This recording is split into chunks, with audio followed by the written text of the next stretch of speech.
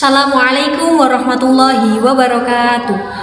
Kami dari kelompok 6 Akhlak Tasawuf akan mempresentasikan hasil makalah kami yang berjudul Perkembangan Sejarah Tasawuf Kontak dengan Kebudayaan Hindu-Buddha, Persia, Arab, dan Yunani.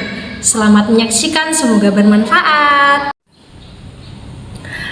Saya Dewi Fauzatun Niswah akan menjelaskan materi tentang perkembangan sejarah tasawuf kontak dengan pengaruh Hindu dan Buddha.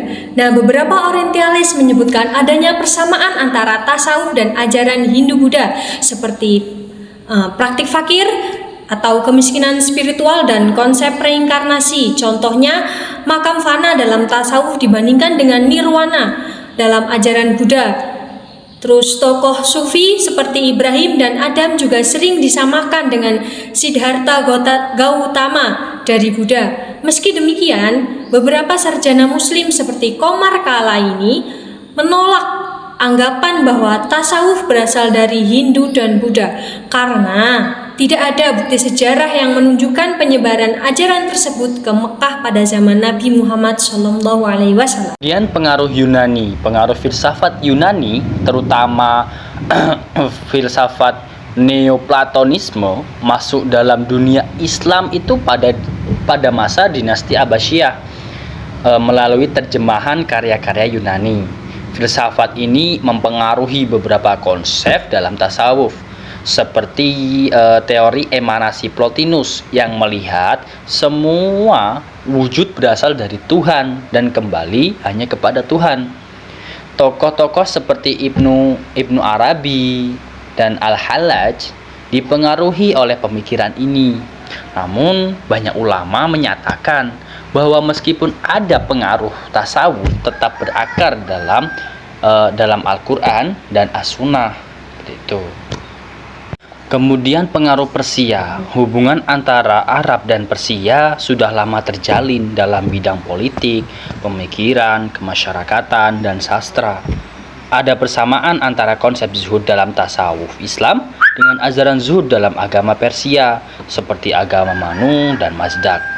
Persia juga dikenal melahirkan banyak sufi terkenal, namun sebagian besar ulama muslim yang berpemikiran moderat itu tasawuf hanya berasal dari Al-Quran dan As-Sunnah. Nah, kemudian pengaruh Persia itu apa? Pengaruh Persia itu hanya budayanya. Budaya Persia itu hanya memperkaya tradisi tasawuf yang sudah ada dalam Islam. Tuh. Kemudian penjelasan asal-usul tasawuf dari tradisi Arab dan Islam. Tasawuf sebagai bentuk kehidupan spiritual telah ada sejak zaman Nabi Muhammad dan sahabat-sahabatnya. Praktik hidup sederhana, zuhud, dan qanaah telah diajarkan dan dipraktikkan oleh Nabi dan para sahabatnya. Perilaku ini kemudian dikembangkan oleh para tabi'in dan generasi berikutnya yang dikenal sebagai Musaf, Zuhad, dan Ubad. Hasan al-Basri adalah salah satu tokoh awal yang terkenal dengan ajaran khauf dan raja atau takut dan harap kepada Allah. Istilah tasawuf sendiri mulai dikenal pada abad kedua Hijriah dan semakin berkembang menjadi pengajian formal pada masa-masa berikutnya. Para sufi berusaha mendekatkan diri kepada Allah dengan cara-cara yang sesuai dengan Al-Quran dan As-Sunnah, meskipun kemudian mendapatkan pengaruh dari berbagai budaya dan filsafat luar Islam.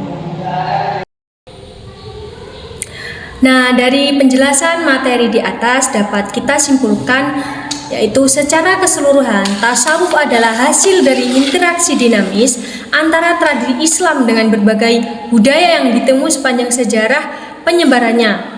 Influensi dari kebudayaan Hindu, Persia, Yunani, dan Arab memperkaya dalam bentuk karakteristik unik dari praktik dan filosofi tasawuf.